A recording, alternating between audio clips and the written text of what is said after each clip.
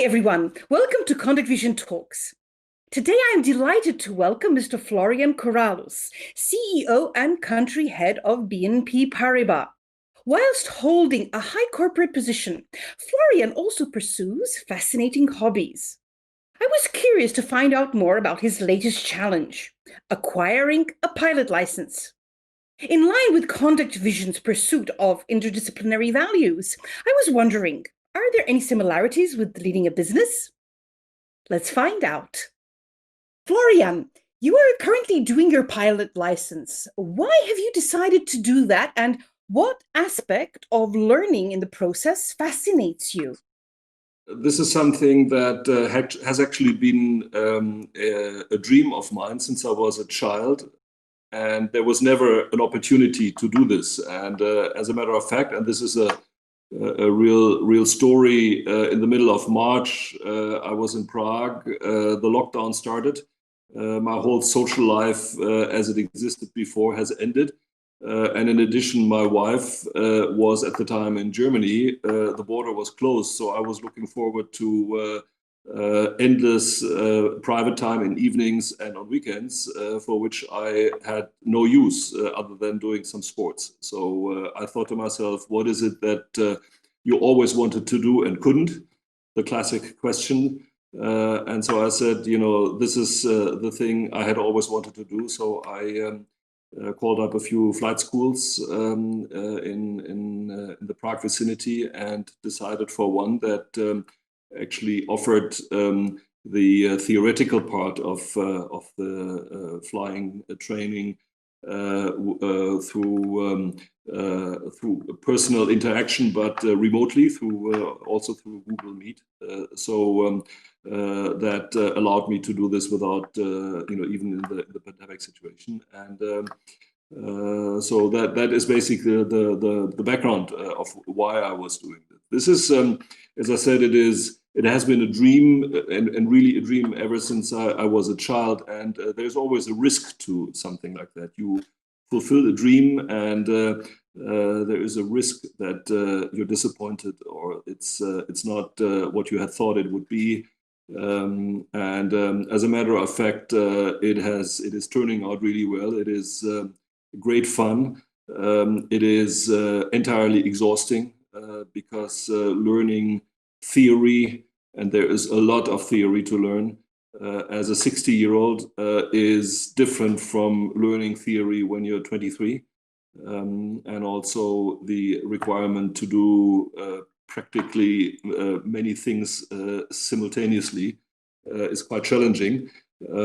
As I said, exhausting, but it is great fun. I'm very happy I did it. To answer the question that you probably will ask, because everybody is asking it, what will you do when you have your license, which will be in, I don't know, a few weeks, maybe this month, maybe next month. I have no clue. It is not for a purpose. It is for the satisfaction of doing something really great for me, and just for me, and to go through the challenge of it. And do it, and then I will see whether I will continue to fly occasionally or do whatever. So that is basically the story about the flying. When you fly, what goes in your mind at that moment? Normally, what goes through my mind is to make sure I do everything right, because there's plenty of things to do.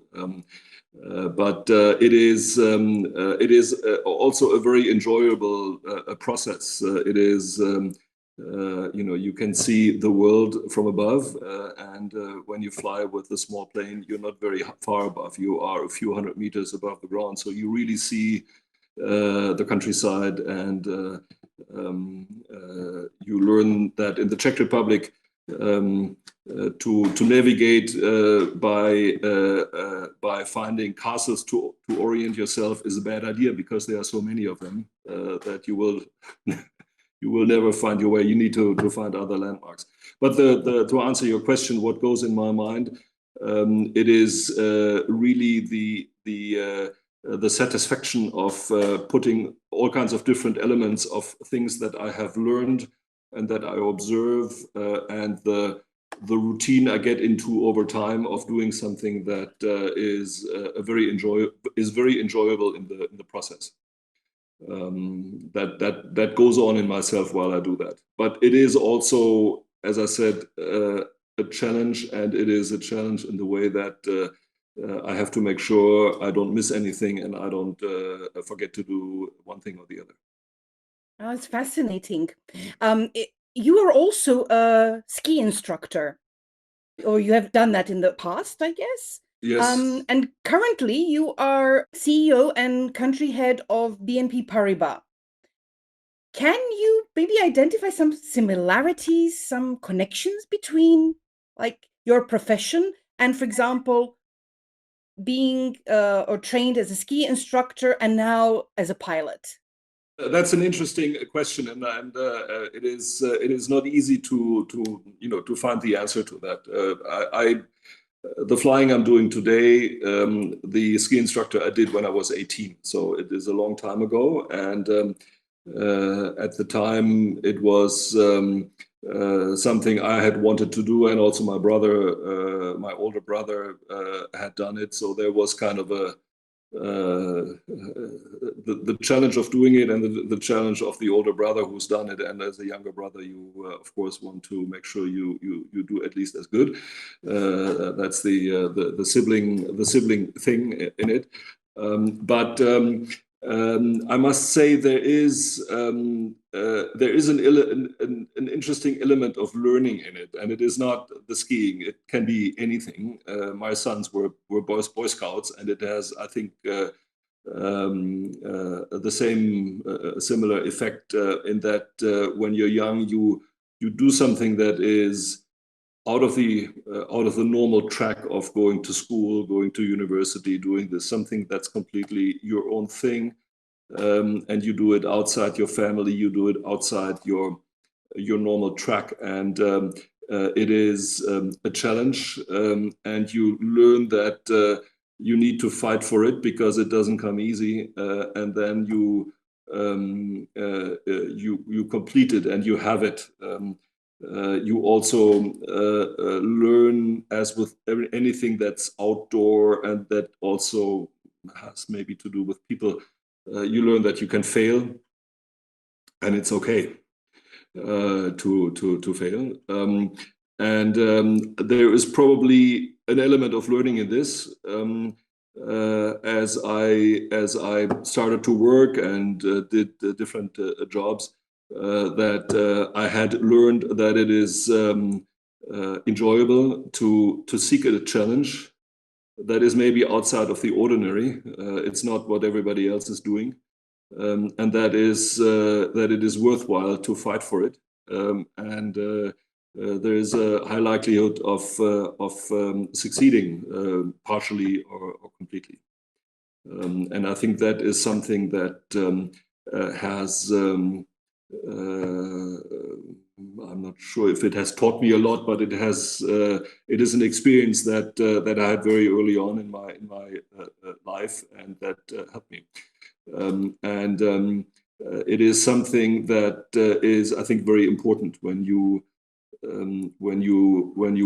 work in a professional environment.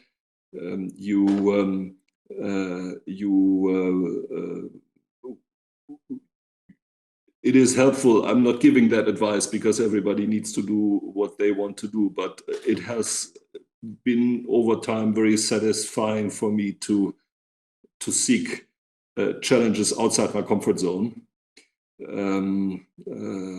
Every few years, maybe not few years, but every 5 or 10 years, to seek something, to build up a new business or seek another thing that is, or to obtain professional knowledge outside my ordinary normal comfort zone where I had my knowledge and my experience. That it is satisfying to do this. It is very uncomfortable because it doesn't come easy. It is challenging.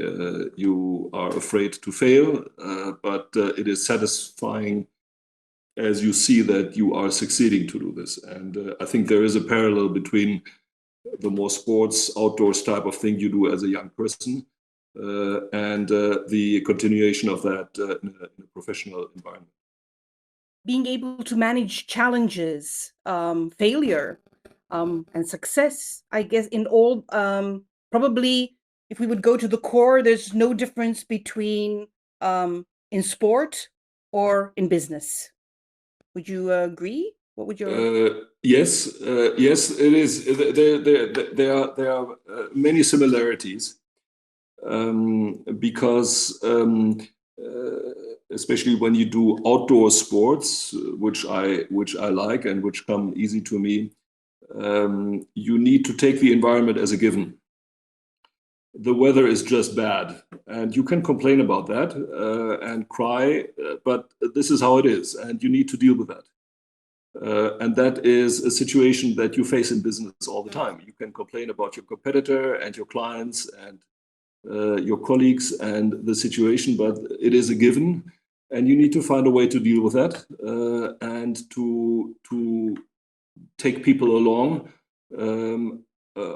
on a transaction, on a business activity in this environment. And I think this is very similar to doing the sports type of thing in the outdoor environment.